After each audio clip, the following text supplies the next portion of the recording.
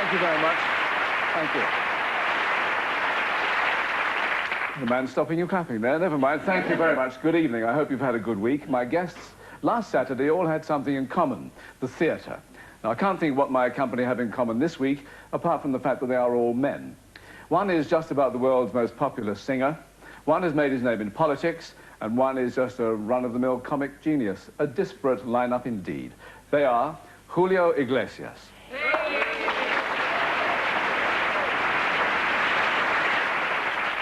Norman Tebbit. And first, a man who describes himself as a cross between a giraffe and a hovercraft, and he lists his hobbies as gluttony and sloth. He announced his retirement last year, since when he has, of course, been busier than ever. Ladies and gentlemen, John Cleese.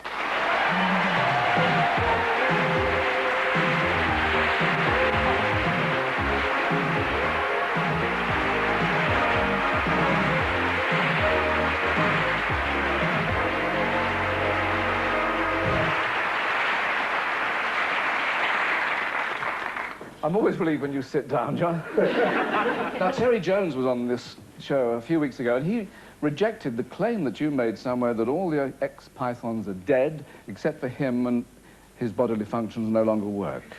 He denied that. He said his functions do work. Why do you think he was strapped up like that? Is there something I don't know? Oh, well, he didn't explain that. Well, he's not very honest. Michael Palin is not dead, I'm delighted to announce. He's actually in a home. He's in a home in Bath for people who've damaged their mouths by talking too much. The lips are irreparable now, and the tongue is worn to a stump. But I go down and I take him out for tea sometimes. It's lovely to see him. And I wrote a part from in Wanda, you know, in which he stutters, because that's all he can do now. But it's helped to get his career going again, because he was going through a bad time. And Chapman is in a home. He's in a home in Avonmouth for the terminally vague.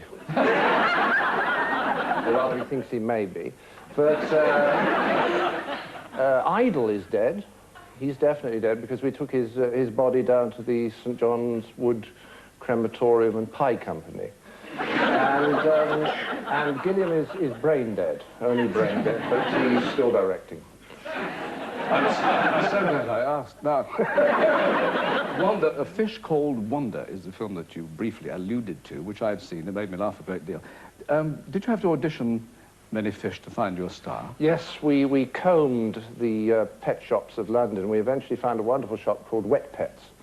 And they gave us an angel fish, but after the first day we looked at the rushes, and the truth is, Michael, she wasn't beautiful enough. I'm being serious, she wasn't. So we had to let her go. And we hired another one who was much more beautiful, and we put her in the tank that night. And unfortunately, when we came in the next morning, she'd eaten 32 of the extras. So we're being sued by Piscine Equity. Gosh. This performance that you give in this film reveals aspects of you that we've never seen before, as we will witness in this tender moment from the film.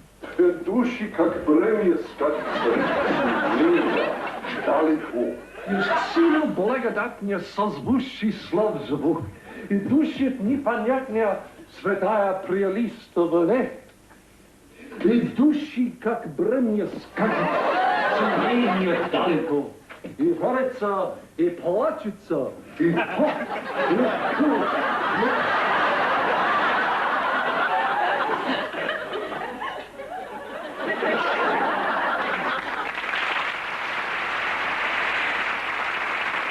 John, not in front of the children. Well, you know, I've taken my clothes off a lot in movies. People are surprised about this, but I was down to my underpants in Clockwise. I was stark naked in Meaning of Life. And I made a little film in '74 with Connie Booth, in which we both ran around in the buff for most of the movie. And I suspect that it was you, as you were then, that made us forget it, put it out of our minds. But you now, talking of gluttony and sloth... It's magnificent, isn't it? Superb young British surgery, yes. It's wonderful what they can do now with plastics and so on. But actually, I hired, when I actually discovered that we got the money from MGM, I ran straight off and hired this fearsome American trainer called Josh Saltzman, who came over to work me out. And he was very nice. He's from Connecticut. And he said, "Okay, buddy," he said, "do some press-ups." So I said, "How many do you want, Josh?" He said, "Oh, just go to muscular exhaustion."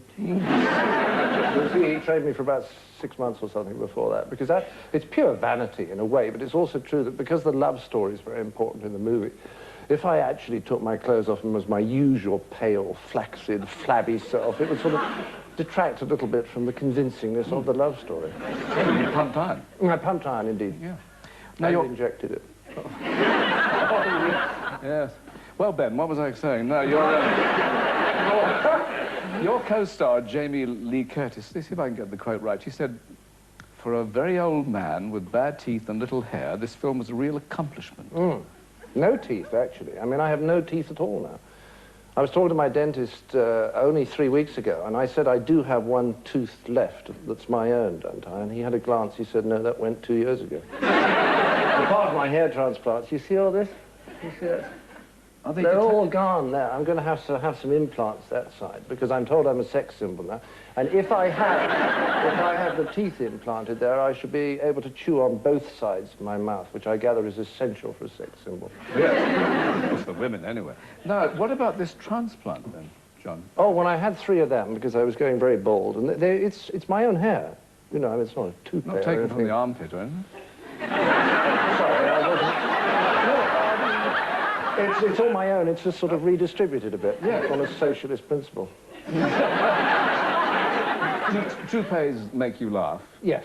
I think toupees are probably the funniest thing that exists in the world. We used to play a game on Python when we were walking down the street. We saw a toupee. We'd all go, bzz.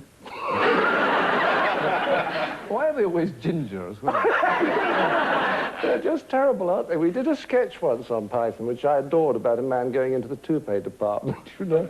And when he arrived there, these people came over, 3 assistants came over to him with dead squirrels on their heads, you know. And they all went on about how wonderful they were now, and you absolutely can't tell them at all.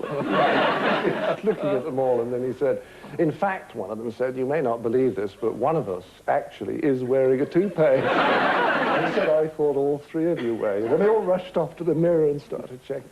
Yeah. I don't know, they're the funniest things. I know, they are. And the great thing about a hair transplant is just... Sorry, did I make you jump? Yes, you did. Sorry.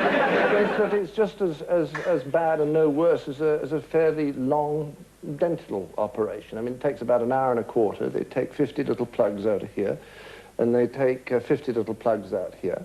And these they throw away or give to the cat or something, and then they move these. And 10 days later, when you've got rid of the scabs, you have hair up there. Forever? Forever and ever, because hair is not intelligent. And hair goes on growing back there, you move it up there, it never notices, keeps on going. You don't keep aiming for your collar any longer. How far would you go in the name of vanity? How far? I think the trouble with plastic surgery is they all look so terrible when they get old, don't they? You know? Yeah. So I think I'd draw the line at plastic surgery. I'd certainly get knee transplants if there was any chance of that. Let me think, get the teeth back in. No, I think I've gone about as far as I can go. Thank you, John. That was a good one.